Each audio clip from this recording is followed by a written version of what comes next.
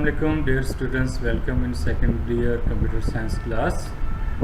We are studying chapter number 7, control structures, and in this topic we are studying selection control structure. In selection control structure we will study if statement and if else statement, as we were discussing in a previous lecture, because in control structure we have three types and all these three types will be discussed in detail. So students, हमारे पास जो basic introduction है control structures में, second type of selection और conditional flow. Before starting मैं आपको revise कराता जाऊं कि जो हमारा प्रीवियस चैप्टर था, टॉपिक था, उसमें सिंपल हमने सीक्वेंस कंट्रोल स्ट्रक्चर को स्टडी किया था. उसमें कोई हमारे पास कंडीशन नहीं थी, कोई भी हमारे पास चॉइस नहीं थी, कोई लूप नहीं था.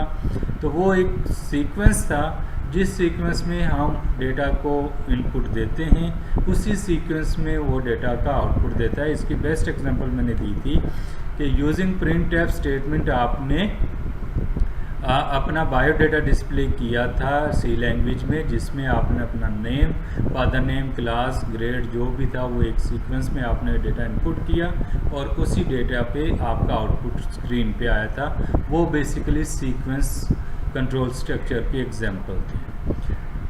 इन दिस सिलेक्शन और conditional flow chart are used to perform decision making and then branch program flow based on the outcomes of decision making. अब हम जब भी इसमें डिसीजन मेकिंग की बात करेंगे तो वो जो हमारे पास आउटपुट आएगा वो उसी बेस पे आएगा जो कि हमने डिसीजन मेकिंग में किया था. फॉर एग्जांपल मैंने आपको प्रीवियस एग्जांपल एक दी थी सिलेक्शन की कि अगर आप कराची टू हैदराबाद ट्रैवल करना चाहते हैं और आपके पास दो चॉइसेस हैं कि कंडीशन आपके पास बाईपास वाली ओपन है, उसको बाईपास कर लेके आप जो है मोटरवे थ्रू मोटरवे जो है आप हैदराबाद चले जाएं, या फिर आप लोकल रोड को लेके चले जाएं हैदराबाद. ये इस कंडीशन में होगा कि इन केस के अगर मोटरवे इज़ क्लोज्ड देन आप जो है go to through local road, और अगर लोकल रोड जो है वो क्लोज होगा तो डेफिनेटली आप जो है मोटरवे से जाएंगे. तो आपके पास कंडीशन आ गई, सिलेक्शन आ गई. तो selection control structure allow one set of statements to be executed if a condition is true and other is false, of action to be executed if condition is false. मैंने आपको क्या कहा था कि अगर वो कंडीशन फॉल्स हो जाती है तो आप दूसरी कंडीशन को अप्लाई कर देंगे, और अगर दूसरी अप्लाई है तो डेफिनेटली आपकी पहली ट्रू होगी. Selection structure also called an if then else structure, कि if this condition is true then आप ये वाली चॉइस सेकंड चॉइस कर सकते हैं, else you can avail third choice, तो आप थर्ड चॉइस को भी अवेल कर सकते हैं. तो इसमें कोई बाउंड्रीज नहीं होती, कोई बाउंडिंग नहीं होती. डिपेंड्स ऑन योर कंडीशन कि आप किस टाइप की कंडीशन अप्लाई करके किस टाइप का आउटपुट लेना चाहते हैं. तो वो decision making depends on you. तो सिलेक्शन और conditional flow is also called if then else control structure. So this is the basic flow chart of if structure. इसमें हम देखेंगे कि हमारे पास सिंगल सिलेक्शन भी है और सेकंड वन में हम देखेंगे कि इसमें डबल सिलेक्शन भी है. फर्स्ट वन देखते हैं. इफ स्ट्रक्चर में स्टेटमेंट स्टार्ट हुई, कंडीशन आई, वहाँ पे आपने चेक की. If the condition is true then execute that statement. If the condition is false then आप टर्मिनेट हो जाएंगे. उसमें आपके पास सिंगल ही सिलेक्शन है, या तो आप टर्मिनेट प्रोग्राम हो जाएगा, कोई आउटपुट नहीं आएगा, या फिर आपकी कंडीशन अगर ट्रू हो जाती है तो फिर आप क्या कर सकते हैं, वो स्टेटमेंट को एग्जीक्यूट कर सकते हैं. ये बिल्कुल ऐसे ही है कि आप क्लास में अटेंडेंस लगाते हैं, तो अगर स्टूडेंट क्लास में प्रेजेंट होता है तो उसकी प्रेजेंट लगती है, अदरवाइज़ वो एब्सेंट हो जाता है. तो उसमें कोई सेकंड चॉइस नहीं होती. या तो वो लीव हो सकती है, कुछ भी हो सकता है, but there are only condition if the student is present in class it will be mark as present, otherwise absent. इसी तरीके से हम सेकंड चॉइस देखते हैं, if structure double selection. Double selection में हमारे पास दो स्टेटमेंट हो सकती हैं कि अगर कंडीशन, जैसे मैंने आपकी बाईपास वाली एग्जांपल दी, कराची टू हैदराबाद मोटरवे और बाय लोकल, तो इसमें अगर कोई कंडीशन ट्रू हो जाती है तो फिर आप वो स्टेटमेंट एग्जीक्यूट करेंगे, अदरवाइज अगर कंडीशन फॉल्स हो जाती है तो अगर देन आप सेकंड स्टेटमेंट को एग्जीक्यूट करेंगे और टर्मिनेट हो जाएंगे। तो एरर्स देखें, आप देख सकते हैं कि अगर कंडीशन ट्रू है स्टेटमेंट एग्जीक्यूट हो रही है और वो टर्मिनेट हो रहा है। देन आप ये भी देखें, अगर कंडीशन फॉल्स हो जाती है तो अगेन एक स्टेटमेंट एग्जीक्यूट होगा और प्रोग्राम टर्मिनेट हो जाएगा, तो वही आउटपुट आपकी स्क्रीन पे आएगा, या इधर ट्रू और फॉल्स। इसके हम बहुत सारे प्रोग्राम्स बनाएंगे जो कि आइंदा हमारी क्लासेस में आप देखेंगे, और लेकिन but you have to very careful by understanding these rules, otherwise you won't be able to make और एडिट योर प्रोग्राम्स। ये इफ स्ट्रक्चर सिंगल सिलेक्शन की एक और एग्जांपल मैंने ऐड की है फॉर बेटर अंडरस्टैंडिंग, कि इफ़ ग्रेटर देन और equals to 60, definitely if condition is true तो आप प्रिंट कर दें पास्ट, ठीक है, आप पास हो गए। If condition is false means your grade is less then और इक्वल्स टू 60, देन आप फेल हैं तो उसको फॉल्स हो जाएगा और वो टर्मिनेट हो जाएगी। तो ये सिंगल स्टेटमेंट की एग्जांपल है। देन मेरे पास एक और एग्जांपल है जिसको मैंने डबल सिलेक्शन के लिए सिलेक्ट किया है। इसमें हमारे पास क्या है, कंडीशन है, condition if false, one or more statements to be executed if condition is false. तो हम ये देखेंगे कि हमारी अगर कंडीशन फॉल्स हो भी जाती है तो उसके बावजूद हम one or more than one statements जो हैं वो एग्जीक्यूट करा सकते हैं। ये बड़ी इंपॉर्टेंट चीज़ है, इसको जहन में रखिएगा। In other hand if the condition is true, same one or more statements to be executed if condition is true. तो जब अब अगर आपकी कंडीशन ट्रू हो जाती है तो तब भी आप मोर देन वन कंडीशन या वन कंडीशन जो है वो एग्जीक्यूट करा सकते हैं। बिलो आप देख सकते हैं, इफ़ कंडीशन में एक्सप्रेशन ट्रू और फॉल्स हो जाती है देन आप क्या कर सकते हैं, one or more statements to B execution अगर आपकी कंडीशन ट्रू हो जाती है।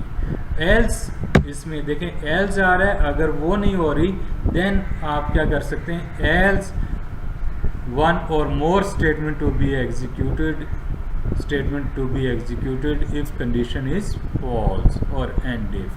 हम दोनों सूरतों में अगर कंडीशन स्टेटमेंट ट्रू भी हो जाती है then we can execute one or more than one statements. If our condition is false then we can also execute one or more statements को execute कराया जा सकता है। So students, flow chart again I am showing you because they are connected with each other। ये याद रखिएगा, book में भी गिवन है। इस सीक्वेंस में देखें, सबसे पहले आपके पास लेफ़्ट साइड पे सीक्वेंस का फ्लो चार्ट है। इसमें कोई इनपुट आउटपुट की वो आपके पास चॉइस नहीं है, कोई लूपिंग नहीं है, सीक्वेंस वही चल रही है। देन आपने सिंगल जो थे वो देखा, उसमें इफ़ देन एल्स का, वहाँ पे आपने ये देखा कि आपके पास सिंगल सिलेक्शन स्ट्रक्चर है। देन आपने देखा डबल सिलेक्शन स्ट्रक्चर मौजूद है, और थर्ड वन आप देखेंगे जिसमें आपके पास मल्टीपल सिलेक्शन स्ट्रक्चर्स मौजूद हैं। सो आपकी सीक्वेंस और सिलेक्शन जो है उसमें बेसिकली आपके पास तीन पोर्शन आएंगे। उसमें आपके पास इफ़ देन एल्स आएगा, लेकिन सिंगल सिलेक्शन स्ट्रक्चर में आएगा। देन इफ़ देन एल्स आएगा, फर्स्ट में देखें इफ़ देन आया स्ट्रक्चर सिंगल सिलेक्शन है, इफ़ देन एल्स आया उसमें डबल सिलेक्शन है, और then combination of if then else उसमें सिलेक्शन केस आपके पास मल्टीपल्स आ जाएगी। तो ये 3 टाइप्स की सिलेक्शंस कंट्रोल स्ट्रक्चर्स हम स्टडी करेंगे और प्रोग्रामिंग में अपने प्रोग्राम्स में अप्लाई करेंगे। ये बहुत इसके बाद हम देखते हैं relational operator is a topic in our book with examples I have given. आपकी बुक में flow diagram is given, table is given in which everything is mention. Equal sign is there, equals to x equals to y, then not equals to x, not equals to y. These symbols are very important when you will code your program. Then you will use all these relational operators in your programming. Then you must be very careful. Basically these are the same relational operator examples we use in mathematics. So less than x less than y, we can write like this: less than or equals to x, less than or equals to y, greater than x, greater than y, then greater than or equals to, then we can write x greater than or equals to y. Now one thing which is very important, I have told you C language is a case sensitive language.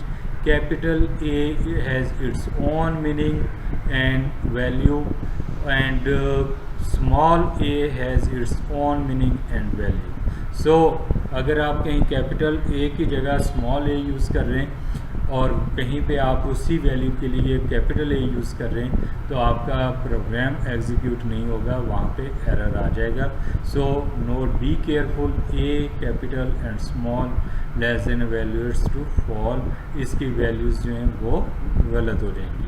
सो ये आपकी book में available है, इसको देखिएगा. Relation.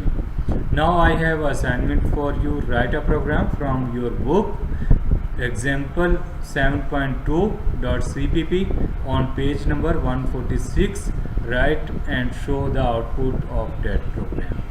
Then write another program 7.3 example on page number 147 and show the output. You have to write program, coding is there on your book, and you will, when execute, you will show the output of that particular both programs. Define structured programming. Another same वही example मैंने यहाँ पे लिख दी है, but structured programming को आप with example define कर सकते हैं और आप इसको विद डिटेल भी असाइनमेंट सबमिट कर सकते हैं. Depends on you. Now if you have any question, you may ask on through my YouTube channel or on my Facebook page, and I am there for your questions. Thank you so much.